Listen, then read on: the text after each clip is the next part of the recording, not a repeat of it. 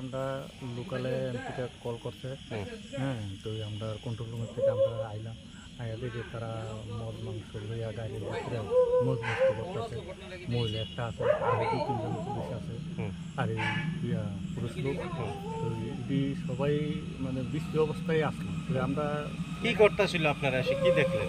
তারা মদ মাংস খাইতেছে আর মহিলার লগে পুষ্টি মস্তি করতেছে। আচ্ছা, কতজন ছিল? 3-4 জন ছিল, আর মহিলা একজন। আচ্ছা, তাদের বাড়ি কোনখানে শুনছেন? বা এরকম কোনো ব্যক্তির পরিচয় দিছে কি তারা? হ্যাঁ, তারা তো কইতেছে তারা জিরানির থেকে আইসে, আয়া তারা আনন্দ উপভোগ করতেছে। এই জায়গাটা কোন জায়গা? এটা হলো আপনার হেরিটেজ পার্ক। আর কিছু পাওয়া গেছে না, কি? কিছু পাওয়া গেছে। পাবলিক কি হাত তুলছে তাদের? না না না না, এইসব কোনো পাবলিক শুধু কল করে আমাদেরকে জানাচ্ছে, আমরা আইলাম।